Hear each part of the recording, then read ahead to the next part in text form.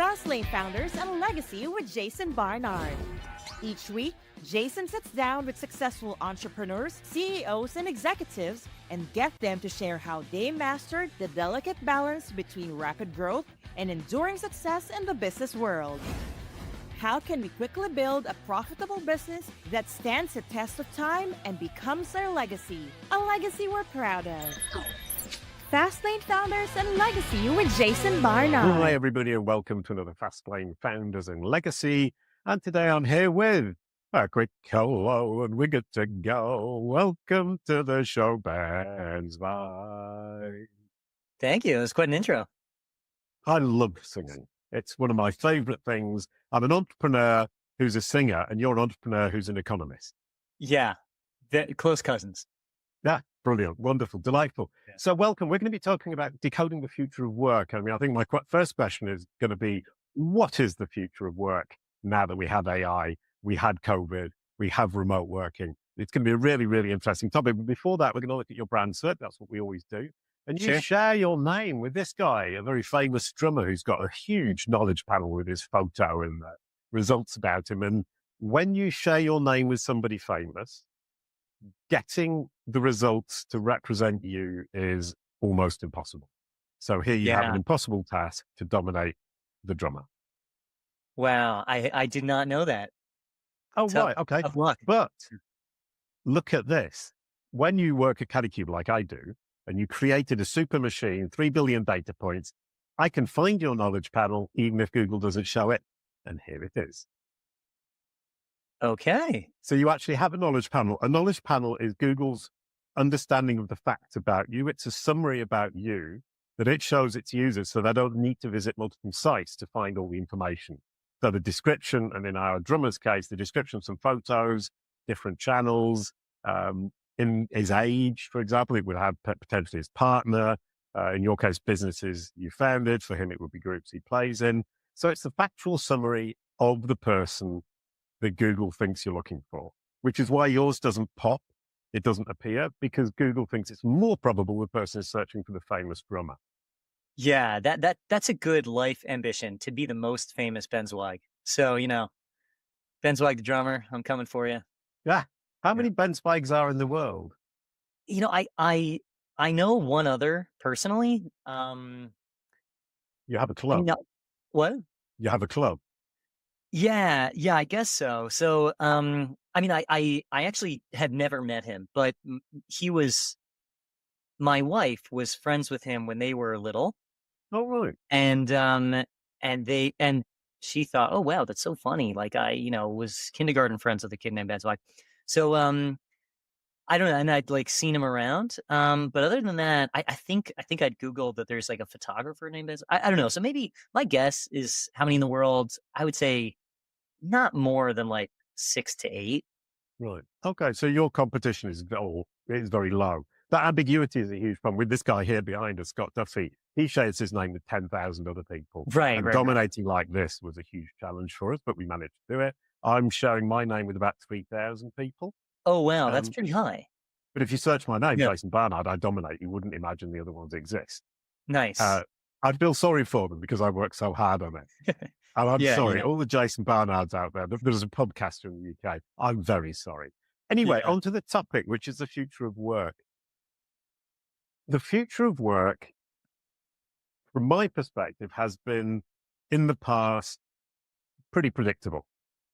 But COVID and AI have just thrown the whole thing out the window. Is that fair? What a good question. So has it been predictable in the past? I would say no. I mean, there are some cases where, I guess let me back up and think, what are we really predicting when we're predicting the future of work?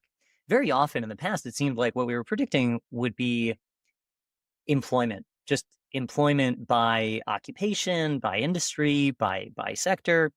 And there's a long history of us kind of getting it wrong. So, the simplest case is that, the BLS, the Bureau of Labor Statistics, makes predictions on the growth rates by occupation. And that's, as close to meaningless as possible. The correlation between the actual employment metrics is 0. All right. So, and that's on like a 3 to 5 year timeline. So in the kind of medium term, employment predictions are very poor. Then there are some kind of high profile predictions. Like, when the ATM came out, everyone predicted that would be the end of bank tellers, and Mm. the employment of bank tellers actually increased. Oh, Um, there's this very famous paper written in 1930 by John Maynard Keynes called "Economic Possibilities for Our Grandchildren," which tried to predict the very long term. So he was trying to predict what would happen by 2030. So in 100 years from when he wow. wrote in 1930. And basically he wrote that, we're going to see economic growth, 2% a year, which we've actually exceeded. And because of that, the economic problem of scarcity will be solved. And we just won't need, we'll live in an age of abundance, and everyone will work 15-hour weeks. And Well, that didn't happen. that didn't happen. Yeah.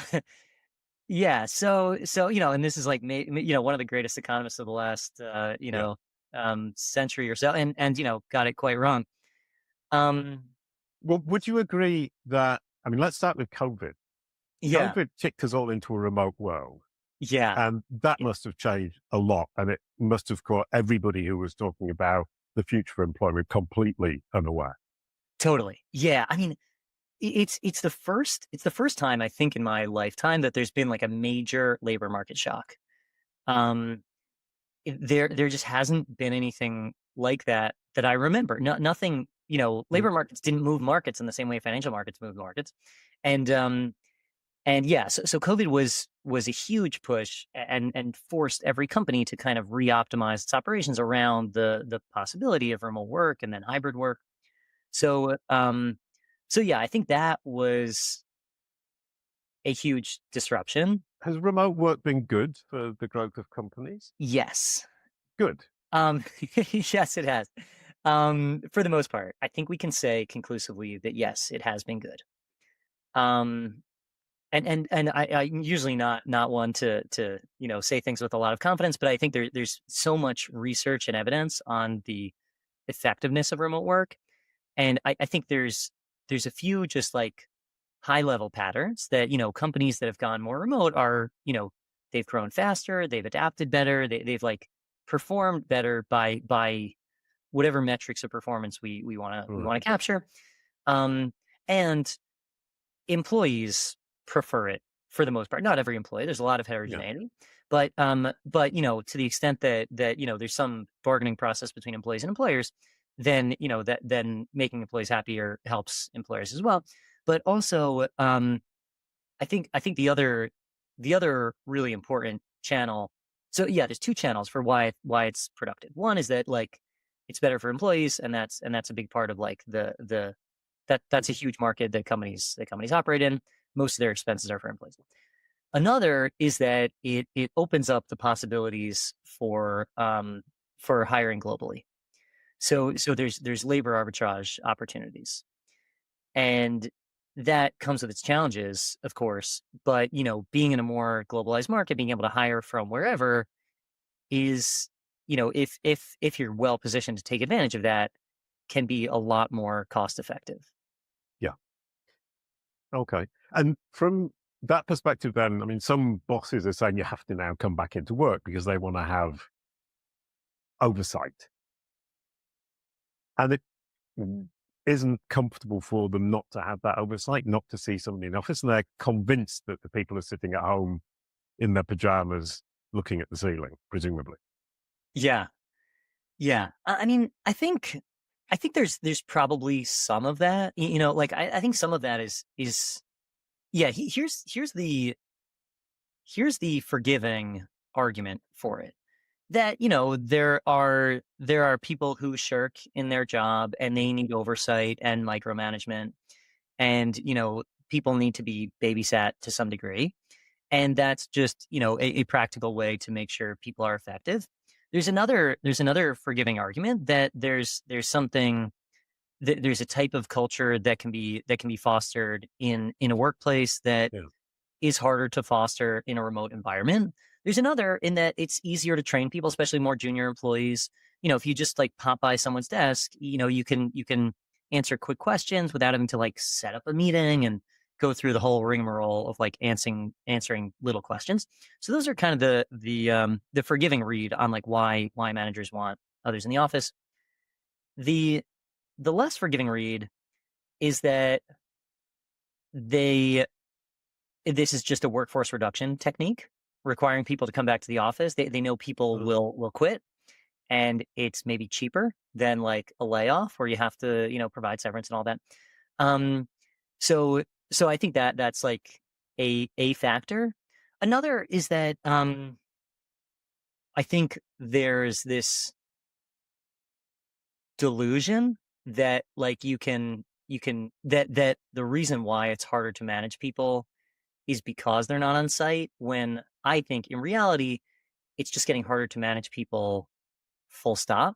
Cool. There's sort of a secular trend toward difficulty of management. And I think that kind of relates to technology and AI in particular, that a lot of our jobs are getting more complex. We're in the Right. last like yeah, I really think, I mean, in the last like 100 years or so, we've been shifting more toward like you know sort of task-based work to more knowledge work, where people are more, most people's jobs right now is coordinating, is answering emails, being part of a network, and figuring Mm. out where the bottlenecks are. Being this sort of coordinator. And a lot of white collar work and knowledge work is that, and that just, the job is managing complexity. So if you are managing someone who's managing complexity, or managing someone who's managing someone who's managing complexity, then like it becomes more untenable to kind of stay on top of all that. Right. And then with AI in particular, what generative AI is well, really what most technologies are good at is performing tasks. But Mm. every job, you can think of a job as a collection, as a bundle of work activities, a bundle of tasks. But I think the slightly different way to think about and that's right in a lot of ways, but the slightly more nuanced way to define a job is that, yes, it's a bundle of work activities, but it's also coordinating between those work activities. Yeah. So you're deciding, what comes first, what comes second, how do these things fit together, blah blah blah, and that coordination, now that we have more kind of like AI, tools and more tools generally to perform the tasks, we also need to coordinate between those. So the coordination part of the job is expanding, while the actual execution part of the job is shrinking. Right. So AI is taking over the execution, but we still need to organize it. So the organizers have got a bright future. I think that's right. Yeah. Yeah. I think that's the right read. Yeah. And organizing with remote teams is more difficult than it is with a team in an office. Would that be fair as well? I mean, you were saying just kind of knocking on Yeah. somebody's door and having a quick conversation is a really good way to move forwards very quickly. Whereas the Yeah. remote aspect is, I need to set up a meeting. We book for half an hour. Here's my calendar. And all of a sudden, I think we all feel much more busy, whereas just walking past or having a chat at the coffee machine is significantly quicker. Yeah. I think that sounds right on its face. The reason why I'm hesitant to say that it's definitely easier in person is that I think these examples of answering questions and training, like Yeah. training junior employees, I think that I think we can be comfortable to say like that's easier. And in person you get more of these serendipitous interactions, etc. But I think as we've shifted toward an economy where we're more optimized around remote work, Mhm. um, then tools have popped up, and now we have Slack and Notion and whatever, all these different tracking Yeah. technologies that are built around distributed teams. And I think in some ways that like rigor and formality is kind of easier when you're not like um when that's, yeah, I guess like the formality of it I think is helpful. Mm.